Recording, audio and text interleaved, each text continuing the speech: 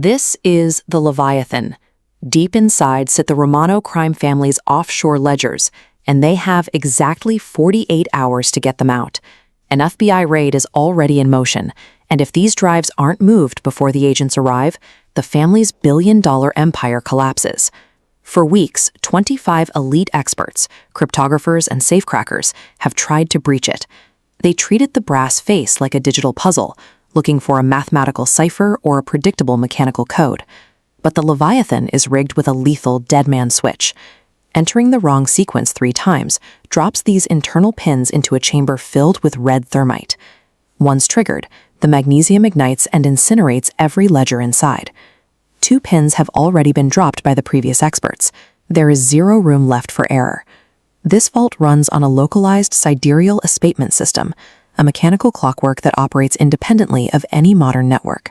Traditional cryptography provides no solution here, leaving the Romanos facing the total destruction of their legacy.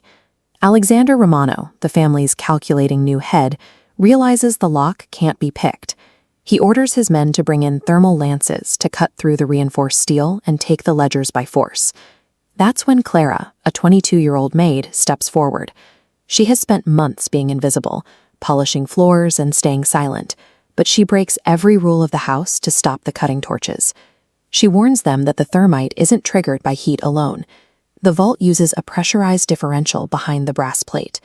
If a lance or drill pierces that vacuum seal, the sudden rush of atmospheric pressure will shatter glass vials of accelerant, igniting the thermite before they even reach the second layer of steel. The room falls silent as a servant explains the specific, invisible physics of a trap that the world's most expensive experts missed. The power in the underground study shifts instantly. The armed guards and the mafia boss are suddenly forced to listen to the only person in the room who understands the mechanics of their survival. Clara recognizes the vault because she grew up with these blueprints.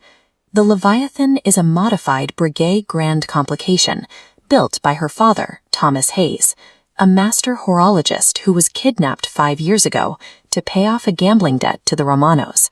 She pushes past the equipment left by the hackers and places her bare hands on the cold brass of the central dial. While the experts tried to input dates or numeric codes, Clara looks at the lunar phase ring. She spins the heavy brass backward to align the moon with a waning crescent in Scorpio, the exact celestial alignment on the night her father was taken from their home in London.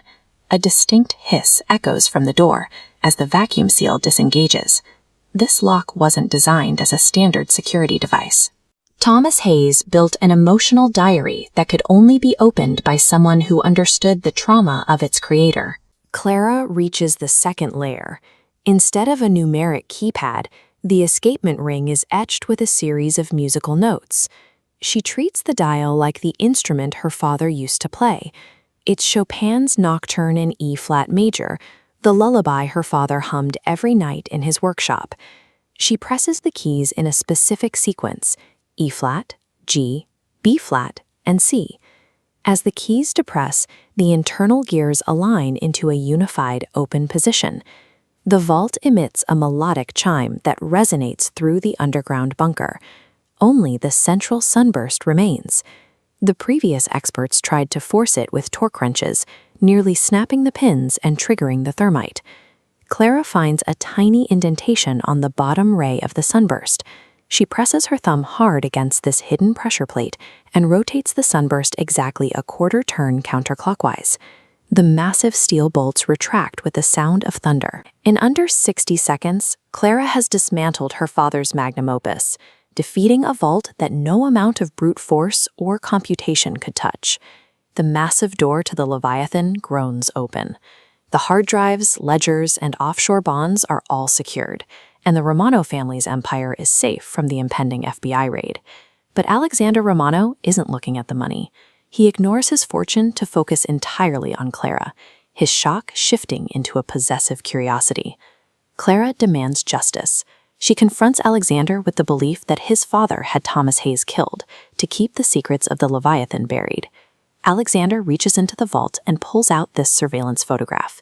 It shows an exhausted, silver-haired man working under a harsh desk lamp, holding a newspaper dated just 3 weeks ago. Thomas Hayes is alive. Clara's path to her father now runs directly through the Romano family. Alexander reveals that Thomas was intercepted by Dominic Falcone, a rival boss who has kept him in a subterranean black site for 5 years. The most valuable item in the vault isn't the money, it's a leather-bound architect's ledger that Thomas Hayes smuggled out through a sympathetic guard. Clara sheds her maid's uniform and moves to Alexander's penthouse. She begins decoding the chaotic sketches and mechanical drawings her father left behind. The gear teeth in these blueprints are cut at intervals representing prime numbers. Plotted against his celestial charts, the mechanical ratios convert into a grid of latitude and longitude coordinates. Her father didn't just design a lock, he hid a map.